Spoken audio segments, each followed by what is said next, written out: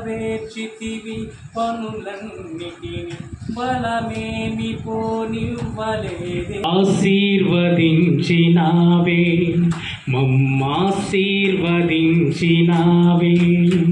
సహాయము కేడము నీవే, సహాయము కేడము నీవే.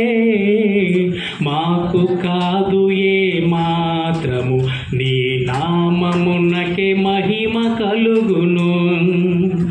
మాకు మమ్మును ఎప్పుడు యేసయ్యా తొలగిపోనీక మాపై నుండి నీ దయా. మరచిపోలేదే మమ్మును ఎప్పుడు యేసయ్యా తొలగిపోనీక మాపై నుండి నీ దయా. నీ ప్రేమకు కొలతే లేదయా, ఏమిచ్చిన రుణము తీరదయా. నీ ప్రేమకు కొలతే లేదయా, ఏమిచ్చిన రుణము తీరదయా. నిన్నే స్తుతింతుమయ్యా, నిన్నే స్తుతించెదనయ్యా. మాకు కాదు ఏ మాత్రమును నీ నామమునకే మహిమ కలుగును. మాకు కాదు ఏ మాత్రము నీ నామమునకే మహిమ కలుగును. మరచిపోలేదే మమ్మును ఎప్పుడు యేసయ్యా తొలగిపోనీక మమ్మును ఎప్పుడు నీ దయా. హల్లెలూయా. గ్రంథం పరిశుద్ధ గ్రంథంలో నుండి ఎస్తేరు గ్రంథము 4వ అధ్యాయము 3వ వాక్యం నేను చదువుతూ ఉన్నాను. రాజు యొక్క ఆజ్ఞయు శాసనమును ఏ సంస్థానమునకు వచ్చెనో అక్కడనున్న యూదులు ఉపవాసముండి మహా దుఃఖములోను ఏడ్పులోను రోదనములోను మునిగిన వారైంది. అనేకులు గోనెను బూడిదను వేసుకొని పడియుండి. అలాగే మరి 15-16 వాక్యం. అప్పుడు ఎస్తేరు మొర్దెకైతో మరలా ఇట్లనెను, నీవు పోయి షూషనునందు కనబడిన యూదులనందరినీ సమాజ మందిరములకు సమకూర్చి నా నిమిత్తము ఉపవాసముండి 3 దినములు అన్నపానములు చేయకుండుడి. నేనును నా పనికత్తులను కూడా ఉపవాసముందుము. ప్రవేశించుట న్యాయ వ్యతిరేక్తముగా నున్నను నేను రాజునందుకు ప్రవేశించుదును, నేను నశించెదను. అటువలనే మొర్దెకై బయలుదేరి ఎస్తేరు తనకు ఆజ్ఞాపించిన అంతటి ప్రకారముగా జరిగించెను. ప్రభువు తన పరిశుద్ధ వాక్యమును మన కొరకు దీవించును గాక. అందరూ ఆమేన్ చెప్దాం. అందరూ స్తోత్రం చెల్లించండి. హల్లెలూయా. చాలా సంతోషం. మరి 40 రోజుల ప్రార్థనా దినాలలో మనం 4 రోజులు ముగించుకొని ఇది 5వ రోజులో ప్రవేశించడానికి ఇప్పటి వరకు అనేక అంశాల నిమిత్తమై విజ్ఞాపన చేయడానికి ప్రభు మనకు కృప చూపించారు, సహాయం చేశారు.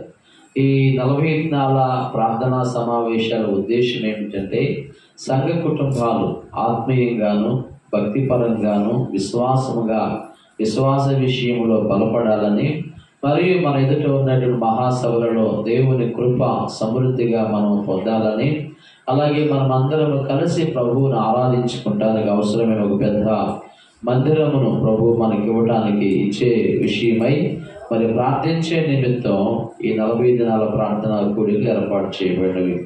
ఈ 40 దినాల ప్రార్థన మరి కూటల ద్వారా మీరు మీ కుటుంబాలు సంఘము యొక్క కుటుంబాలు ఆశీర్వదించబడాలి అనేది ముఖ్యమైనటువంటి ఉద్దేశం అన్నమాట.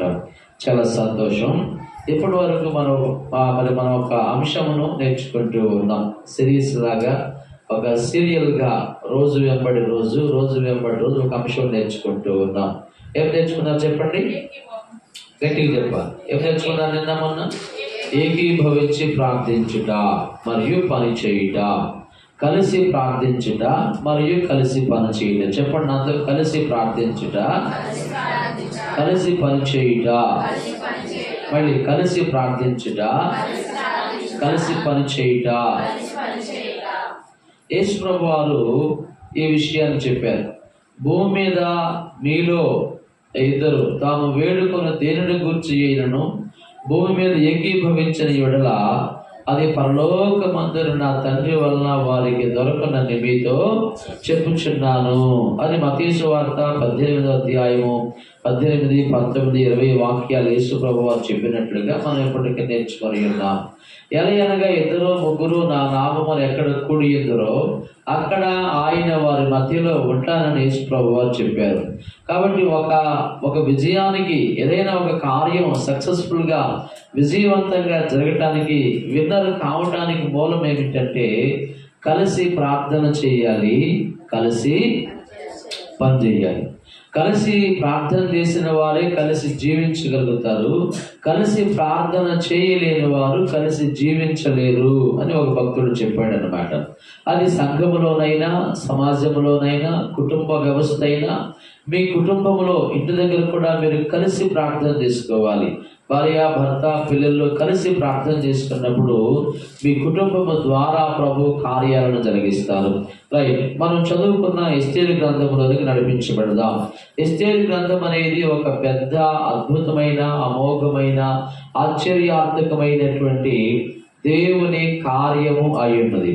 దేవుని పిల్లల యెడల దేవుడు ఎటువంటి కార్యాలను జరిగిస్తాడో, దేవుని పిల్లల్ని ప్రార్థనలో పురికొల్పి ప్రార్థన కొరకు నడిపించి ఆయన కీడును తొలగించి మరణమును జీవముగా మార్చినట్లు ఎస్తేరు గ్రంథములో మనం చూడగలుగుతాం అన్నమాట.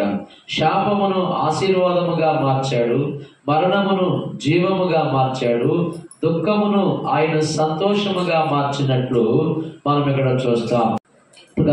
ప్రియమైన వారులారా, ఎస్తేరు గ్రంథం యొక్క సంఘటన, వాస్తవిక సంఘటన ఏమిటంటే ఎస్తేరు గ్రంథంలోని యూదులు వారు చెరలో దాసులుగా బానిసలుగా మరి వారు ఉన్నట్లుగా మొదటి అధ్యాయము 1వ వాక్యంలో చూస్తాం.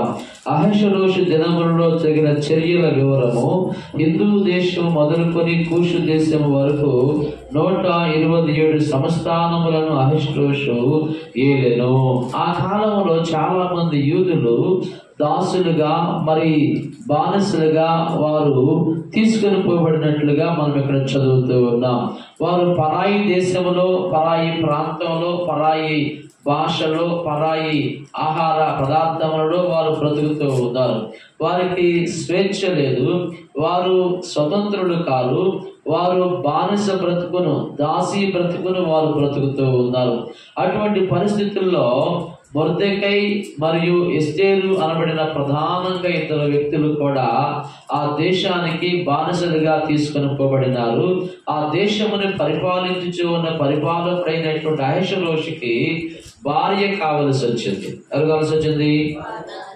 దేశంలో ఉన్న కన్యకులందరినీ పురికొల్పి రాజకోటలోనికి తీసుకొచ్చారు. 12 మాసాల వారికి అవకాశం ఇచ్చారు. ఆ 12 మాసాల్లో కన్యకులు తయారైనాక ఏ కన్యకనైతే రాజు ఇష్టపడతాడో, ఏ స్త్రీనైతే రాజు అంగీకరిస్తాడో ఆమె అతనికి భార్య అవుతుంది అని చాటింపు వేసి దేశంలో ఉన్న కన్యలలోనికి తీసుకురాబడింది. ఎక్కడికి? ఎస్తేరు యవనస్తురాలు, యవన బాలిక అనే వాక్యంలో ఉందన్నమాట. రండి మనం చూసినట్లయితే ఎస్తేరు గ్రంథము 2వ అధ్యాయము ప్రియమైన వాళ్ళారా 8వ వాక్యం చదువుతూ ఉన్నాను. రాజాజ్ఞయు అతని నిర్ణయమును ప్రచురము చేయబడి కన్యకలు అనేకులు శిష్యులను కోటకు ప్రోగు చేయబడి హేగే వశమునకు అప్పగింపబడగా ఎస్తేరును రాజు యొక్క నగరునకు తేబడి స్త్రీలను కాయు హేగే వశమునకు అప్పగింపబడిను. ఇదిగా మొర్దెకై ఎస్తేరు అన్నదమ్ముల పిల్లలు అయి ఉన్నారు. ఎస్తేరు యొక్క తల్లిదండ్రులు చనిపోయిన కారణం చేత తన అన్నయ్య అయినటువంటి మొర్దెకై ఆమెను తన కుమార్తెగా స్వీకరించాడు. ఎలా స్వీకరించాడు? ఎవరిని? అదే చెల్లెల్ని. అంటే చెల్లెల బాధ్యత, చెల్లెలు అనుకోకుండా నా బిడ్డ లేదా నా కుమార్తె అని భావించుకున్నాడు అనమాట. ఎస్తేరు శిష్యుని కోటలోకి తీసుకురాబేటప్పుడు 10వ వాక్యంలో 2:10 మొర్దెకై ఒక మాట చెప్పాడు. మొర్దెకై నీ జాతిని నీ వంశమును కనబరచకూడదని ఎస్తేరు నాకు ఆజ్ఞాపించి ఉండను కనుక ఆమె తెలుపలేదు. ఎస్తేరుకి ఏం చెప్పాడు మొర్దెకై? నీవు ఎప్పటి వరకు నాతో ఉన్నావు, మనము యూదులము, మనము దేవుని పిల్లలము, కాబట్టి నువ్వు రాజకోటలోకి వెళతా ఉన్నావు కనుక నీ జాతిని నీ వంశమును కనబరచకూడదని ఎస్తేరు నాకు ఆజ్ఞాపించి ఉండను కనుక ఆమె తెలుపలేదు. అలాగే 2వ అధ్యాయం 20వ వాక్యం, ఎస్తేరు మొర్దెకై యొక్క పోషణ మందున్న కాలమున చేసినట్లుగానే ఇప్పుడును అతని మాటకు ఆమె లోబడుచుండెను గనుక మొర్దెకై తనకు ఆజ్ఞాపించిన ప్రకారము ఎస్తేరు తన జాతినైనను తన వంశమునైనను తెలియజేయక ఉండెను. 2:10 ఏం చెప్పాడు? నీవెవరో నీ జాతి ఏమిటో అక్కడ వారికి నీవు చెప్పకూడదు, చెప్పకుండా ఉండాలి అని తన అన్నయ్య అయినటువంటి పెద్ద తండ్రి బాధ్యత తీసుకున్నటువంటి మొర్దెకై చెప్పాడు అనమాట. అలాగే 2:20లో అలాగే చేసింది. కనుక మొర్దెకై తనకు ఆజ్ఞాపించిన ప్రకారము ఎస్తేరు తన జాతినైనను తన వంశమునైనను తెలియజేయక ఉండెను. అప్పటికే ఎస్తేరుకి రాణి అయిపోయింది. 2:10లోనేమో శిష్యుని కోటలో కన్యకులందరితో పాటు తీసుకురాబడింది. 2వ అధ్యాయం 20వ వాక్యంలోకి వచ్చేదైతే ఆమె ఏమైంది? రాణి, షీఈస్ క్వీన్, రాణిగా మారిపోయింది. దేశ రాజు అయినటువంటి అహష్వేరోషుకి ఆమె భార్యగా మారినట్లు చూస్తా ఉన్నాం. ఇక మొర్దెకైతో కానీ మొర్దెకై యొక్క ఆలనా పాలన కానీ ఈమెకు అవసరం లేదు. అయినా కానీ ఆమెను ఆదరించి చేరదీసి బలపరిచి ప్రోత్సహించినటువంటి మొర్దెకైతో కలిసి ఆమె పనిచేస్తూ ఉన్నట్లుగా మనం చూస్తా ఉన్నాం. మన అంశం ఏమిటి? కలిసి ప్రార్థించాలి మరియు కలిసి పని చేయాలి. కలిసి ప్రార్థించుట, కలిసి పని చేయుట. అయితే మొర్దెకై యూదుడు కనుక ఆ యొక్క ఆస్థానంలో రాజు దగ్గర హామాను అనే ఒక వ్యక్తి ఉన్నాడు. రాజు తర్వాత ఆయనే ప్రధానమైన వాడు. ఇక ఎవరి తర్వాత? ఇక హామానుకి అందరూ నమస్కారం పెడతా ఉన్నారు, వంగి దశకాలు పెడతా ఉన్నారు. మొర్దెకై మాత్రం వంగకయు నమస్కరింపకయు ఉన్న దరిమిలా హామాను అనబడినటువంటి వ్యక్తి మొర్దెకై మీద కక్ష, కార్పణ్య, అసూయను పెంచుకొని మొర్దెకైని మాత్రమే చంపడం తేలికైన కార్యమని భావించి మొర్దెకై ఎవరో, అతని జాతి ఎవరో, అతని జాతీయులు ఏమై ఉన్నారో వారందరినీ తెలుసుకొని ఆ మొర్దెకై జాతి వారందరినీ చంపబోనుకున్నాడు. ఎవరు? దుష్టుడైన హామాను చంపబోనుకున్నాడు అన్నమాట. ఆ రీతిగా రాజు నుండి ఆజ్ఞ తెచ్చుకొని తాకీదులు రాయించి రాజు యొక్క ముద్ర ఉంగరమును ఆ తాకీదుల మీద ముద్రించి ఆస్థానములోని దేశములన్నిటికీ 127 సంస్థానములకు వాటిని పంపినట్లుగా మనం ఇక్కడ చదువుతూ ఉన్నాం. ఏమని రాశాడు హామాను? చూడండి, 3వ అధ్యాయము 13వ వాక్యం. అదారు అను 12వ నెల 13వ దినమందు యవనులనేమి, వృద్ధులనేమి, శిశువులనేమి, స్త్రీలనేమి, యూదులందరినీ ఒక్క దినమందే బొత్తిగా నిర్మూలన చేసి వారి సొమ్ము కొల్లపుచ్చుకోమని తాకీదు లక్షవారి చేత రాజ్య సంస్థానములన్నిటికీ పంపబడెను. అదారు అని 12వ నెల 13వ దినమందు, ఎన్నో దినమందు? అదారు అని 12వ నెల 13వ తేదీన యూదా జాతిని అంతటిని, స్త్రీలు, పురుషులు, శిశువులు, వృద్ధులు, యవనులు అందరినీ చంపేయాలి అని ఒక తాకీదు రాయించి రాజు యొక్క ముద్ర ఉంగరమును దాని మీద ముద్రించి దేశం అంతటికి, మరి పట్టణాలన్నిటికైనా ఆ తాకీదులను పంపినట్లుగా మనం చదువుతూ ఉన్నాం ఇక్కడ. ఇది తెలుసుకున్నటువంటి మొర్దెకై ఏం చేసేటంటే పిల్లల యూదులు గాని మొర్దెకై గాని 15వ వాక్యం, అర్చేవారు 3:15 అర్చేవారు రాజాజ్ఞ చేత త్వరపెట్టబడి బయలు వెళ్ళిరి. ఆ యాజ్ఞ షూషను కోటలో ఇయ్యబడెను. దాన్ని విని షూషను పట్టణము కలతపడెను. పట్టణంలో వాళ్ళందరూ ఏమయ్యారు? అంతేకాదు ఎవరికైనా కానీ ఫలానా రోజున ఫలానా మనుషులను చంపాలి అంటే ఎవరికైనా కానీ బాధే కదా. పట్టణం అంతా కలత చెందారంట. ఇది రాజు ఏం చేసాడు ఉంది అంతటా రాజును హామానును విందుకు కూర్చుండిరి. పట్టణంలో ఉన్న ప్రజలందరూ కలవరముతో ఉంటే హామాను మరియు రాజుగారు ఏం చేస్తా ఉన్నారు, చక్కగా ఆహారం భుజించడానికి పూనుకున్నారు. ఈ సంగతి మొర్దెకైకి తెలియపరచబడింది. ఈ సంగతి మొర్దెకై తెలుసుకున్నాడు. తక్షణమే మొర్దెకై చేసిన పని ఏమిటంటే గోనె పట్టు కట్టుకొని రాజు యొక్క ఆజ్ఞయు, 3వ వాక్యం, రాజు యొక్క ఆజ్ఞయు శాసనమును ఏ సంస్థానములకు వచ్చానో అక్కడనున్న యూదులు ఉపవాసముండి మహా దుఃఖములోను ఏడ్పులోను రోదనములోను మునిగిన వారైరి. అనేకులు గోనెను బూడిదను వేసుకొని పడియుండిరి. మొర్దెకై మరియు ఏ ఏ పట్టణాలకు ఆ ఆజ్ఞ జారీ చేయబడిందో, ఏ ఏ ప్రాంతాలకు ఆ ఆజ్ఞ వెళ్ళిందో ఆ ప్రాంతంలో ఉన్నటువంటి యూదులు ఉపవాసముండి, అందరూ చెప్పండి ఏమండి, ఉపవాసముండి మహా దుఃఖములోను ఏడ్పులోను రోదనములోను మునిగిన వారైంది. అప్పుడు ఎస్తేర్ ఎక్కడుంది, ఎస్తేర్ ఎక్కడుంది? ఎస్తేర్కి ఎన్ని తెలియదు ఆమెకు. అప్పుడు మొర్దెకై ఎస్తేర్కి ఆ వర్తమానం పంపించాడు. నీవు వెళ్ళి రాజుగారితో మాట్లాడాలి. అమ్మా, మన జాతీయులందరినీ, మన జాతి వారిని చంపబోనుకున్నాడు. రాజు దగ్గర పనిచేసే మరి ఆ దుర్మార్గుడైనట్టు హామాన్ అనే వ్యక్తి, నీ వెళ్ళి రాజుగారిని సంప్రదించు, రాజుగారితో మాట్లాడు. నీ స్వజాతీయుల్ని, నీ యొక్క రక్త సంబంధికుల్ని, నీ తోబుట్టువుల్ని కాపాడవలసిన బాధ్యత నీదే అని చెప్పాడు. ఆమెకు కబురు పెట్టాడు. ఆమంది, అయ్యా నేటికి 30 రోజుల నుండి, ఎన్ని రోజుల నుండి? నేటికి 30 రోజుల నుండి రాజుగారు నన్ను పిలవలేదు. రాజుగారు పిలవకుండా ఎవరైనా వెళితే గనక ఆయన దయ చూపితే దయ చూపినట్లు, లేకపోతే చేస్తాడైనా శిరఛేదనం చేస్తాడని చెప్పి ఆమె ఆయనకు ప్రత్యుత్తరముగా జవాబుగా పంపించింది. 10-11 వాక్యాలు కలిసి ఉన్నాయి. పిలువబడక 4వ అధ్యాయం 10-11 వాక్యాలు. పిలువబడక పురుషుడే కాని స్త్రీయే కాని రాజు యొక్క అంతర్గృహమును ప్రవేశించిన యెడల బ్రతుకున్నట్లుగా రాజు తన బంగారపు దండమును ఎవరి తట్టు చాపునో వారు తప్ప ప్రతి వాడు సంహరింపబడిన కఠినమైన ఆజ్ఞ కలదని రాజసేవకులకు అందరికీ అతని సంస్థానంలో ఉన్న జనులకు అందరికీ తెలిసే ఉన్నది. నేటికి 30 దినాల నుండి రాజు వద్దకు ప్రవేశించడం నేను పిలువపడలేదని చెప్పుమనెను. మొర్దెకై వర్తమానం పంపించిన ఆ మనిషితో ఎస్తేర్ చెప్పిన సమాధానం ఇది.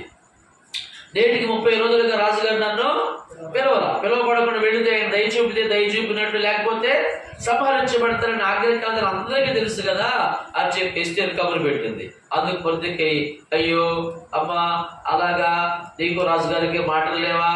మీ ఇద్దరి మధ్య పైన నిన్ను పిలవట్లేదా? సరేలే పర్వాలేదు, నేను మాత్రం ఏం చేయగలవలే అని చెప్పి సరిపెట్టుకోలేదు. ఆయన ఆమెను మరలా ప్రోత్సహిస్తా ఉన్నాడు. ఆమెను ఇంకా ముందుకు నెడతా ఉన్నాడు. నీవు ఈ కార్యం చేయగలవు, నీవు ఈ కార్యం చేయాలి. ఒకవేళ రాజకోటలో ఉన్నంత మాత్రం నీవు తప్పించుకోవద్దు అనుకునవద్దు అని చెప్పి 12-13 వాక్యాలు మరి మొర్దెకై ఎస్తేరు ఇట్లు ప్రత్యుత్తరం ఇచ్చి, రాజనగరంలో ఉన్నంత మాత్రము చేత యూదులందరికంటే నీవు తప్పించుకొందు అని నీ మనసును తలంచుకొనవద్దు. ఈ సమయం నుండి ఏమియో మాట్లాడక మౌనముగా నున్న యూదులకు సహాయమును విడుదలయు మరి ఒక దిక్కు నుండి వచ్చును గాని నీవును నీ తండ్రి ఇంటి వారును నశించుదురు. నీవు ఈ సమయమును బట్టి రాజ్యమునకు వచ్చితివేమో ఆలోచించుకొనుమని చెప్పుమనెను. స్తోత్రం చెప్పండి. మొర్దెకై ఎస్తేరు ఇక్కడ కలిసి ఎంత అద్భుతంగా సమన్వయం కలిగి లోపము లేకుండా మరి కలిసి పనిచేస్తూ ఉన్నారు. వారు కలిసి ప్రార్థన చేస్తూ ఉన్నారు. ఎస్తేరుకి ఈ విషయం తెలియకపోయినా మొర్దెకై కబురు పెట్టాడు. ఆమెమో నేను వెళ్ళలేను, నా వల్ల కాదు అంది. అప్పుడు మరలా మొర్దెకై పర్వాలేదు అని అనలేదు, కానీ ఇంకా ఆమెను ప్రోత్సహిస్తా ఉన్నాడు. నువ్వు చేయగలవు ఈ కార్యాన్ని.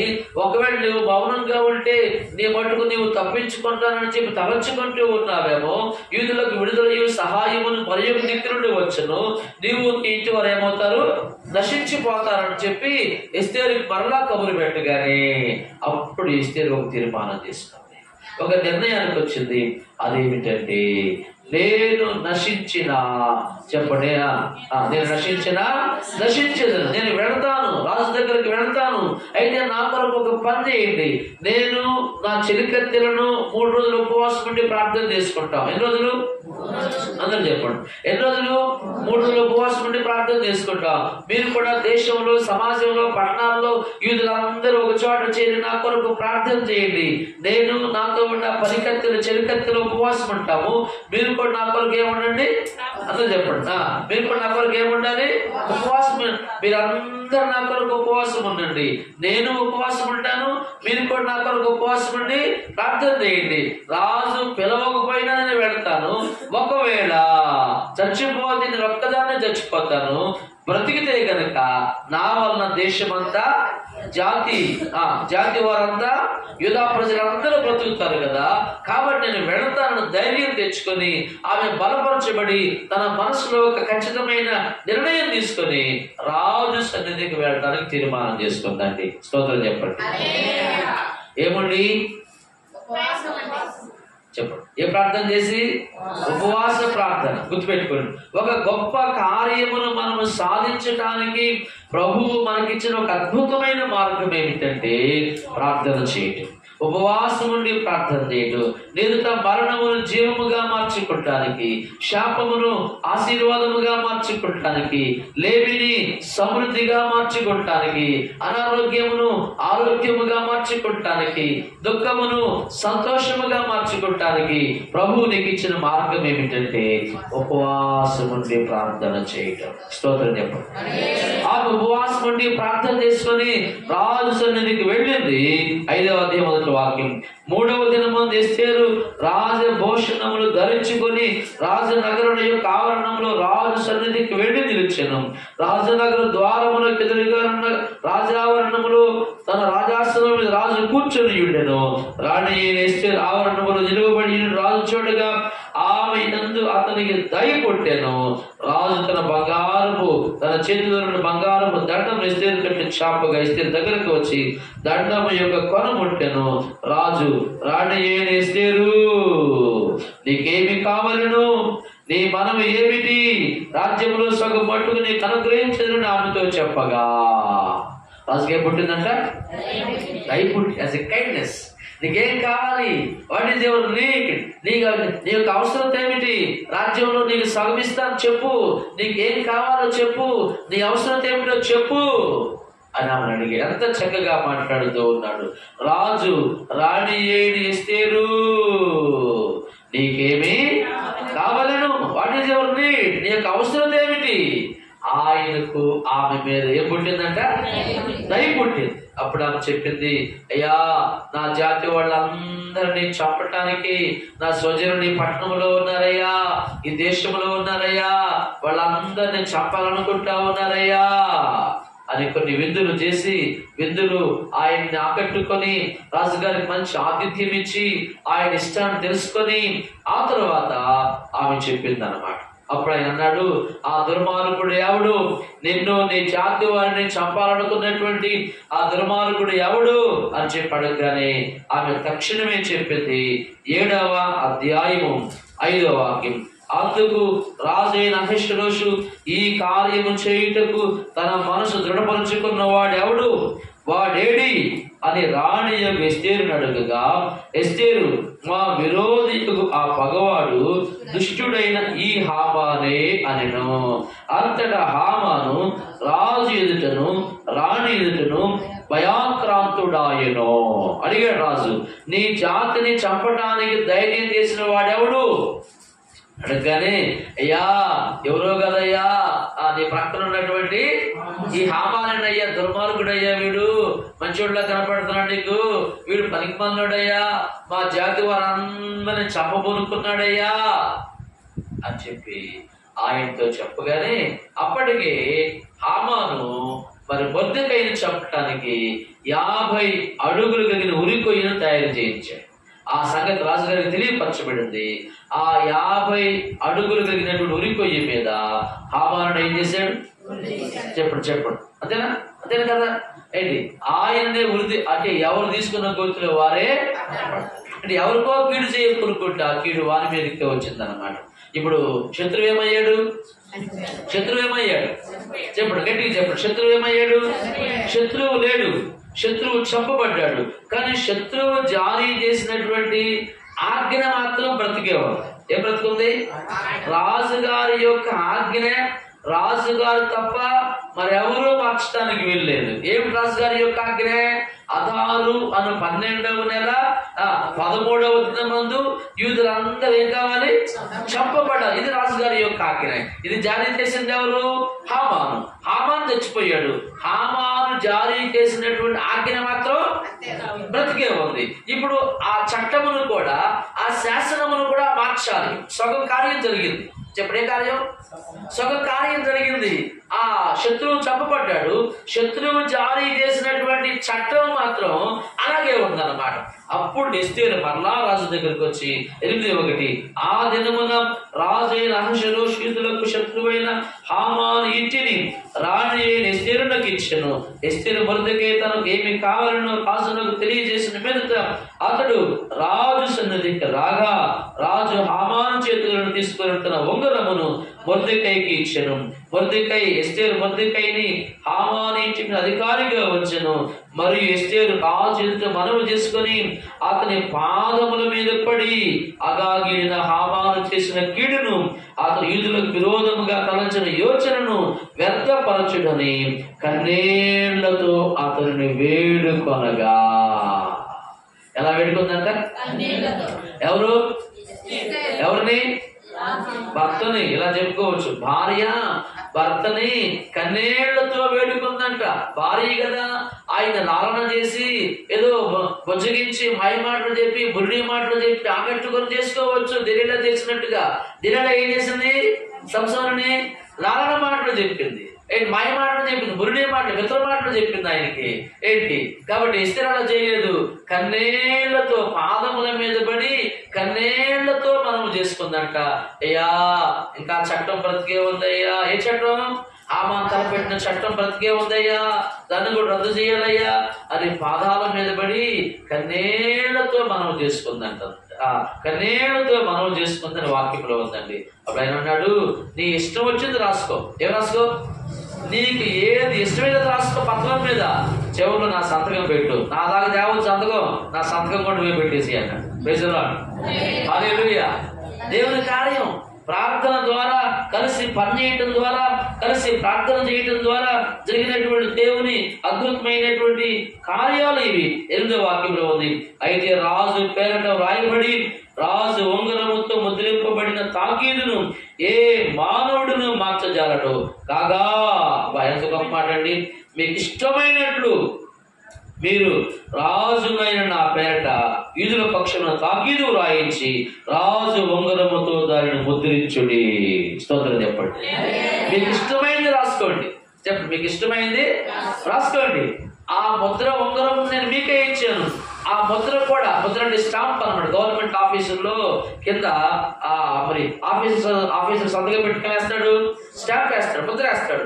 ఆ ముద్ర ఉంగరమును కూడా మీరే ముద్రించుడి. రాజు ఉంగరముతో దానిని ముద్రించుడి. ఇప్పుడు పూర్తి అధికారం ఎవరి చేతిలోకి వచ్చింది? ఎస్తేరు చేతిలోకి వచ్చింది, మొర్దెకై చేతిలోకి వచ్చింది. ఆమె చేసింది. వెంటనే అంచెగాండని విలిపించి 9వ వాక్యం. సీవాను అను 3వ నెలలో 23వ దినమందు రాజు యొక్క వ్రాతగాండ్రు పిలువబడింది. మొర్దెకై ఆజ్ఞాపించిన ప్రకారం అంత యూదులకును హిందూ దేశం మొదలుకొని కూషు దేశం వరకు వ్యాపించి ఉన్న 127 సంస్థానంలో ఉన్న అధిపతులకును అధికారులకును ఆయా సంస్థానములకు దాని వ్రాతను బట్టి దాని భాషను బట్టి తాకీదు రాయబడిను. ఏమని రాయబడ్డాయి పిల్లరా? ఏమని రాయబడిందంటే చూడండి, దేవుని వాక్యం మీ దృష్టికి తెస్తూ ఉన్నాను. 11వ వాక్యం.